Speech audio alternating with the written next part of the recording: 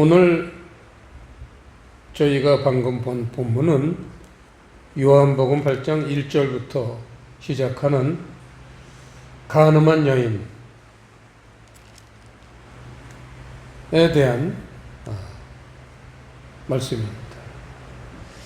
여기서 이 가늠한 여자를 10절에 보시면 예수께서 일어나서 여자라는 단어를 쓰셨지만 우리는 이제 푸른 교회는 말씀을 영적으로 볼 수 있는 눈들을 가졌기 때문에 많은 분들이 여자 하면 뭔지 벌써 알죠.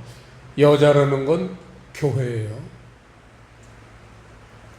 근데 교회에 대한 메시지인데 가늠한 여인, 가늠한 교회라는 거예요. 교회가 겉으로는 깨끗하고 거룩하게 보이지만 하나님의 눈으로 보시면 교회는 더럽다는 거죠. 가늠하는 여인과 다름없는 그런 더러운 모습이 오늘날 교회들의 모습입니다. 이것을 자각하는 교회들이 얼마나 되느냐 참 궁금합니다. 자, 그 가늠한 여인, 가늠한 교회를 향해서 오늘 주님이 두 마디를 말씀하셨습니다. 첫째, 나도 너를 정죄하지 않는다. 나도 너를 정죄하지 않는다. 예수님은 그 가늠한 여인을 향해서 정죄하지 않는다고 말씀하셨습니다. 사람들은 좀 다르죠? 사람들은 날마다 특히 우리 그리스도인들은 남을 정죄하며 살고 있습니다. 눈만 뜨면 남을 비판하고 남을 깔보고 그러한 배경에는 저 에덴 동산에 뱀이 깔아준 교만이 배경이 되고 있다는 걸 본인들은 자각을 못하고 그저 눈만 뜨면 남들은 잘못 사는 것 같고 나는 아주 깨끗하게 사는 것 같은 그런 어리석음에 빠져서 살고 있습니다. 그런데 우리 주님이 이 땅에 오신 것은 정죄를 하지 않으시기 위함입니다. 이겁니다. 다른 말로 바꾸면 죄를 용서하기 위함이시다. 그런 얘기입니다. 디모데전서 1장 잠깐 보시겠습니다. 디모데전서 1장. 디모데전서 1장 15절을 보시면요. 밑보다 모든 사람이 받을 만한 이 말이요. 그리스도 예수께서 죄인을 구원하시려고 세상에 임하셨다 하였도다. 죄인 중에 내가 괴순이라. 사도 바울의 고백입니다. 그리스도 예수는 죄인을 구원하시려고 세상에 오셨다는 겁니다. 그러면서 나는 죄인 중에 괴수다. 이게 얼마나 솔직한 고백입니까? 우리는 주님 앞에 섰을 때 내가 죄인 중에 괴수입니다. 나는 저 사람들보다 죄를 덜 졌습니다. 이 사람은 아직도 반성 못한 거예요. 내가 죄인 중에 우두머리입니다. 사도 바울은 솔직히 그 고백 그대로 고린도전서 15장 31절인가요? 33절, 31절인가요? 보면 나는 날마다 죽노라 그랬어요. 날마다 십자가에 못 박힌다는 거죠. 사도 바울은. 날마다 죽노라. 왜? 내가 죄인 중에 괴수기 때문에. 얼마나 하나님이 기뻐하시는 고백이겠습니까? 저는 남들보다 죄를 좀 덜 지고 살아요. 이렇게 고백하는 사람 하나님이 넌 아직 멀었다. 넌 아직 초짜다 이러실 거 아니에요? 자, 나도 너를 정죄하지 않는다. 이거는 죄를 용서하신다는 다른 말씀입니다. 자, 그 다음에 두 번째 메시지가 다시는 죄를 범치 말라 이거죠. 나도 너를 정죄하지 아니하노니 가서 다시는 죄를 범치 말라. 오늘 주제는 죄에 대한 얘기입니다. 다시는 죄를 범치 말라. 너무나 간단한 문장이지만 가장 그리스도인들이, 오늘 우리 전도사님이 기도회를 인도할 때도 여러 번 말씀하셨지만 우리 그리스도인들이 가장 지키기 어려운 게 죄에서 벗어나는 일이에요. 죄를 범치 말라. 다시는 죄를 범치 말라. 이게 만만한 메시지가 아닙니다. 다시는 죄를 범치 말라. 더 이상 죄의 세계에 머물지 말라. 이런 말씀이죠. 이게 쉽습니까? 칠판에 보시지만 죄라는 단어는 하마르티아, 이게 죄라는 단어를 의미합니다. 하마르티아. 근데 원래 그 하마르티아라는 그 단어는 어디서 유래했냐면 관역에서 빗나가다 라는 단어에서 온 단어예요. 그래서 우리가 죄라는 거를 이해하기 쉽게 하기 위해서는 관역에서 빗나가다, 그 유래된 말씀을 생각해 봐야 돼요. 얼마 전에 올림픽이 끝났습니다. 우리나라가 양궁 5개 종목에서 전 종목 금메달을 땄어요. 전 그걸 보면서도 희망을 가졌습니다. 아, 관역에서 가장 빗나가지 않는 민족. 우리 대한민국의 교회는 희망이 있습니다. 양궁 게임에서 본 거죠. 극적으로 10점씩 쐈는데도 마지막 슛오프 한 발 쏘는데 우리가 더 잘 쐈어요. 미국 선수도 참 10점 3발 똑같이 쐈는데 동점을 했는데 우리 한국 선수가 중심에서 더 가까운데 슛오프를 쏴서 금메달을 땄습니다.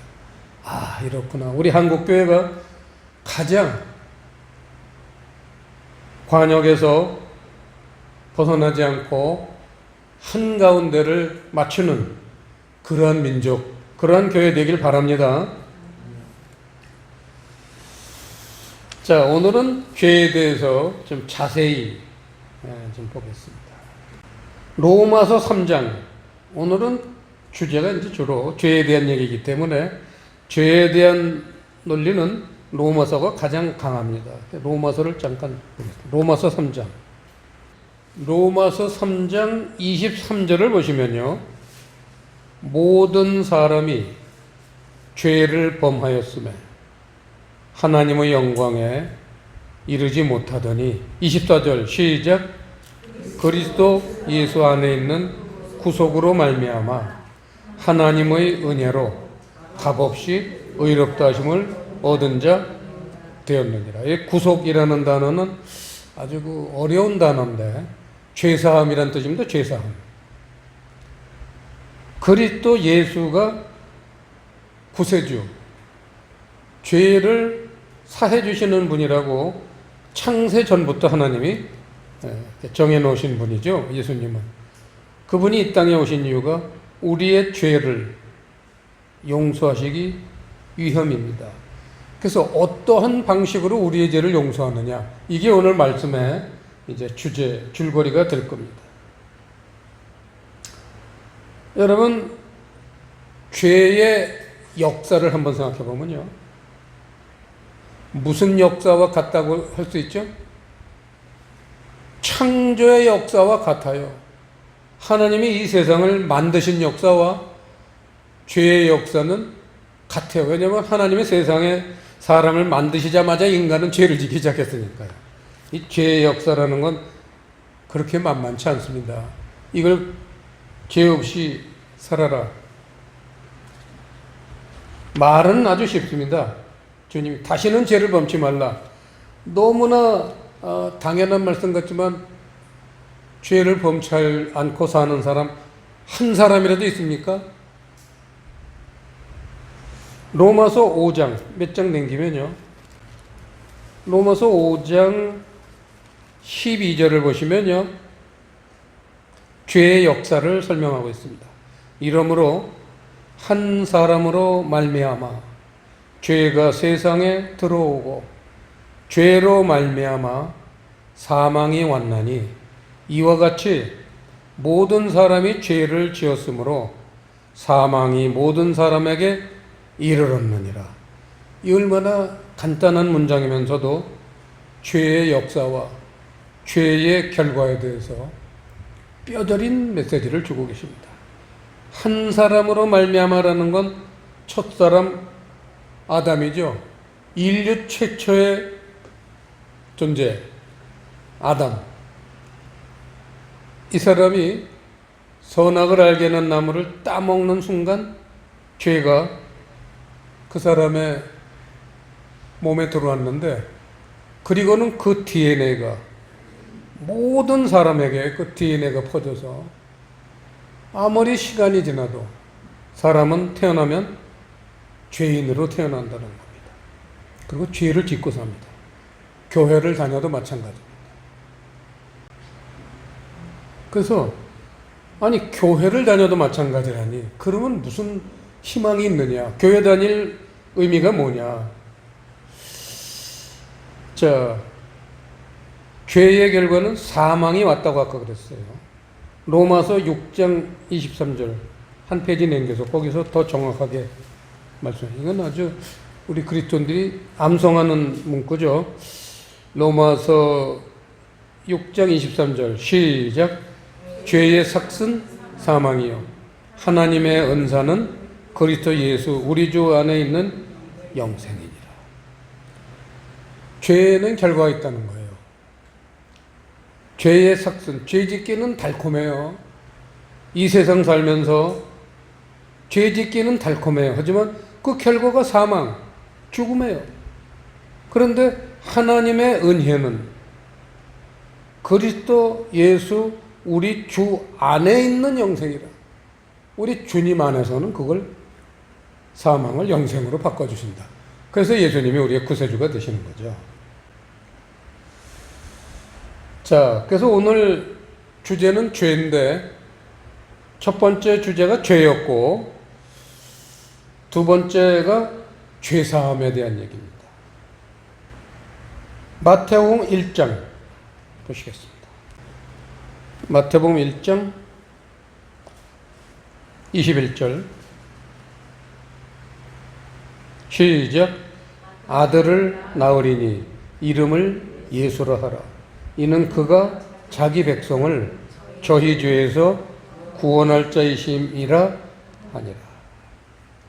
예수님은 이 죄사함, 구원, 죄에서 구원할 자, 죄에서 우리를 구원해 주시는 분입니다. 그런데 모든 인류를 그런 게 아니라 뭐라 그래? 누구 대상이 누구의 대상이 자기 백성이에요. 아들을 낳으리니 이름을 예수라 하라. 이는 그가 자기 백성을 저희 죄에서 구원할 자이심이라 하니라. 자기 백성만 구원하는 거예요.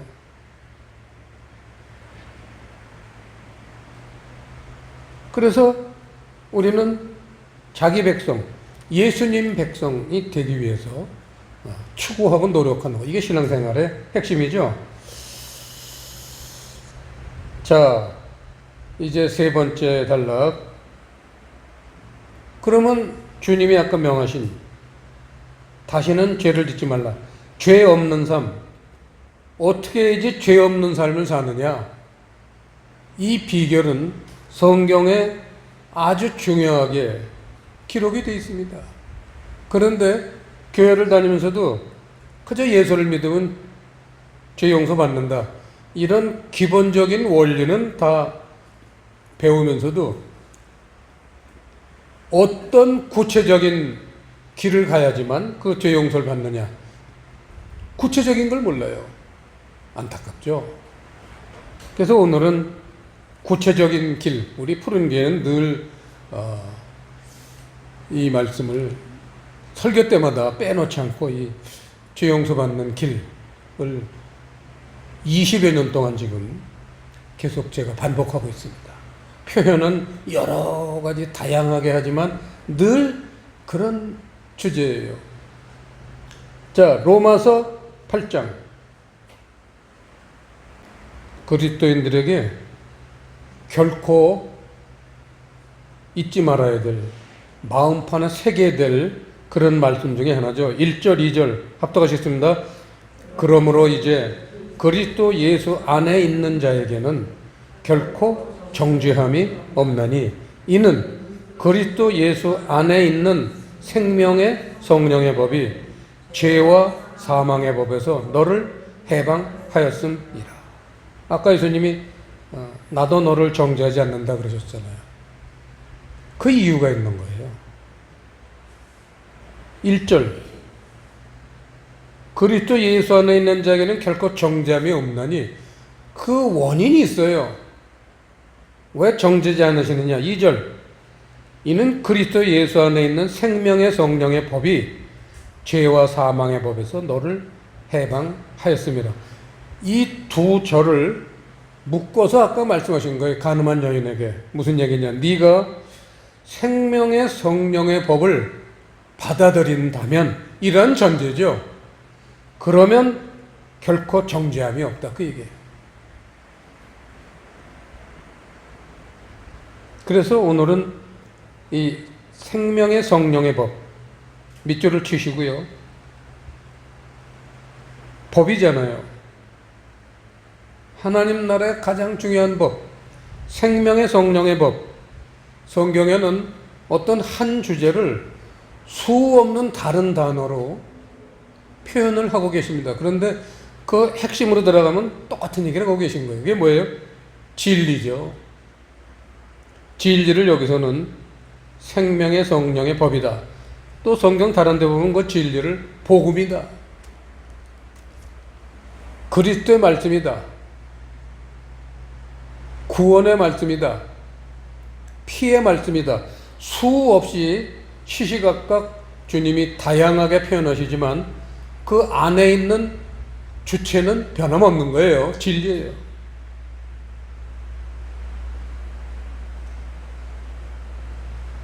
진리의 법이 내 안에 들어올 때 죄와 사망의 법에서 나를 해방하여 주신다. 이거보다 희망찬 말씀이 성경에 어디 있습니까? 자, 이제 결론적으로 들어가 보죠. 생명의 성령의 법, 진리가 왜 우리의 죄를 그렇게 다 용서해 주시느냐. 진리는 영의 말씀이죠. 우리의 몸을 아까 전도사님이 자꾸 얘기했듯이 육의 체질에서 영의 체질, 하늘 체질로 바꿔주시기 때문이에요. 그거를 히브리서 10장에서 잘 표현하겠습니다. 히브리서 10장 보시겠습니다. 꼭 암송해야 될 말씀 중에 하나죠, 이것도. 히브리서 10장 15절 보시면요. 또한 성령이 우리에게 증거하시되, 성령께서 말씀하셔야 돼요. 16절 시작. 주께서 가라사대 그날 후로는 저희와 세울 언약이 이것이라 하시고 내 법을 저희 마음에 두고 저희 생각에 기록하리라 하신 후에 17절 시작. 또 저희 죄와 저희 불법을 내가 다시 기억하지 아니하리라 하셨으니 18절 시작. 이것을 사하셨은즉 다시 죄를 위하여 제사 드릴 것이 없느니라. 이거죠.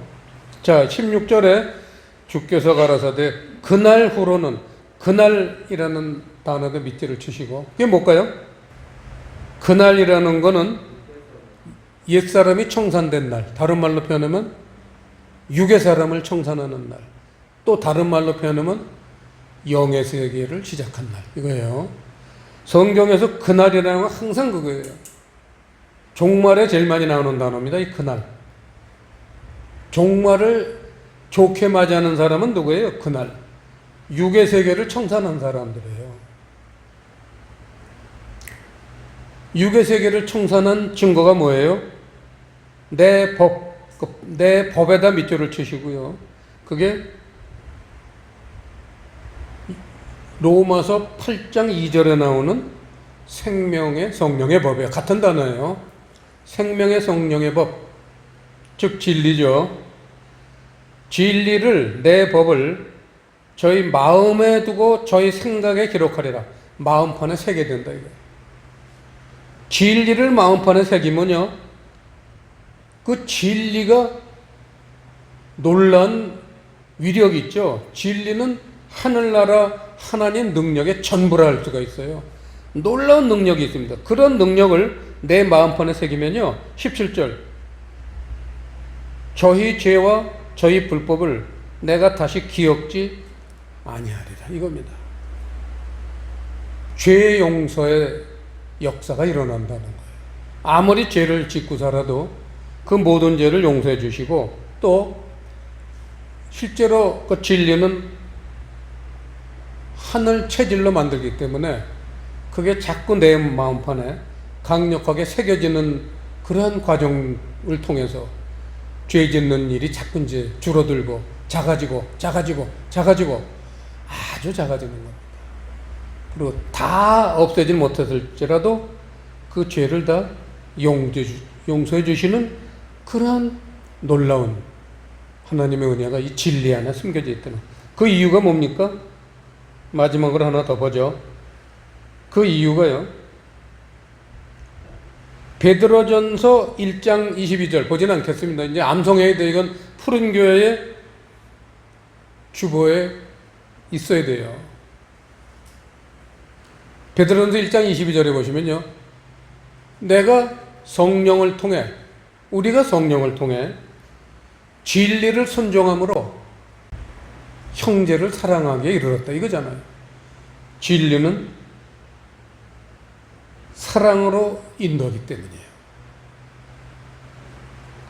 결국은 우리가 진리를 죄사함의 근원이 되는 이유가, 진리가 바로 사랑으로 인도해서 우리가 사랑의 사람이 되기 때문이다 이거예요. 하나 더 보죠. 기막힌 말씀입니다. 베드로전서 4장 8절. 베드로전서 4장 8절. 이거는 암송하시는 분 많으실 거예요.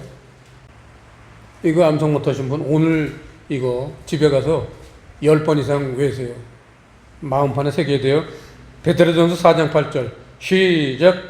무엇보다도 열심으로 서로 사랑할지니 사랑은 허다한 죄를 덮는다 이거예요. 아까 진리를 마음판에 새기면 모든 죄를 사해 주신다고 히브리서 10장에서 말씀한 그 근원이, 진리는 사랑으로 인도하기 때문에, 사랑은 허다한 죄를 덮기 때문이에요. 이거예요. 내가 아무리 죄를 많이 짓고 살아도요, 사랑을 하는 존재가 되면 그 모든 죄가 사랑으로 덮어주신다는 거예요. 얼마나 놀랍습니까? 여러분 누가복음 7장인가에도 나오잖아요. 죄인, 여자 죄인, 그 당시에 죄인 여자라는 건 창녀예요. 이스라엘 역사서에 보면 여자 이름도 나와요. 베로니카라고. 그 예수님이 참 그 문둥병 난 바리새인 집에 가서 점심 초대받았을 때 이 여인이 향유 옥합을 들고 와서 예수님 발에 향유를 붓고 그 옥합이 300데나리온이 되는, 지금으로 말하면 돈 1,000만 원 넘어가는 어마어마하게 비싼 옥합을 깨버리니, 왜냐? 예수님을 위해서만 쓰고 나는 버린다 이거죠, 이거. 그걸 보고 예수님이 너무 감동받으셔가지고 여인을 칭찬하시잖아요.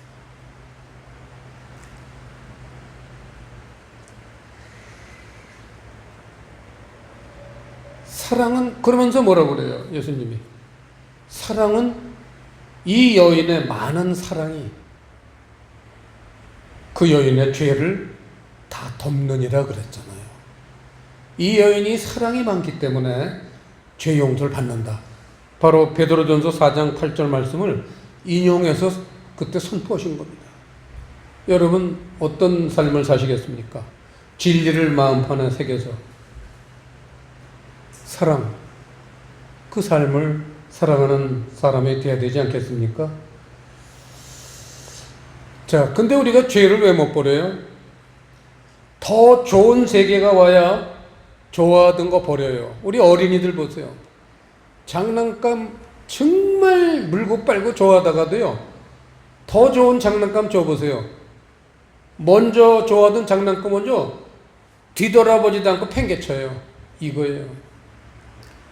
이 세상의 죄가 달콤하더라도 더 달콤한 하나님 나라의 진리와 사랑이 내 마음을 덮으면 그 달콤했던 죄가 이제 별로 매력이 없고 버리게 돼요. 이래서 죄를 안 짓게 되는 거예요. 오늘 우리가 예배 드릴 때 찬송가 495장 불렀습니다. 참 지금 천국에 가 계신 하영조 온누리교회 목사님이 가장 좋아하시는 찬송이었어요. 저도 이 찬송을 정말 좋아합니다. 왜냐? 그 1절을 보세요. 내 영혼이 은총 입어 중한 죄짐 벗고 보니 슬픔 많은 이 세상도 천국으로 화하도다. 신앙의 결정체죠. 내 영혼이 은총 입을 때에 진리도 깨닫게 되고, 그 남을 미워하고 껍적대던 인간이 이제는 마음속에 사랑이 싹을 터서 중한 죄짐 벗고 보니 슬픔 많은 이 세상에서도 천국으로 바뀐다. 내 마음이 천국으로 바뀐다는 겁니다. 기도하시겠습니다. 아버지 하나님, 어떻게 하면 죄를 버리는 비결을 성경을 통해서 얻을 것인가? 오늘 아주 중요한 핵심적인 말씀을 우리에게 주셨으니 이 말씀이 우리 마음판에 잘 새겨져서 한 사람도 예외 없이 모두 죄를 이기고 진리와 사랑의 사람이 되어서 천국 백성 되게 해 주시옵소서. 예수님 이름으로 기도드리옵나이다.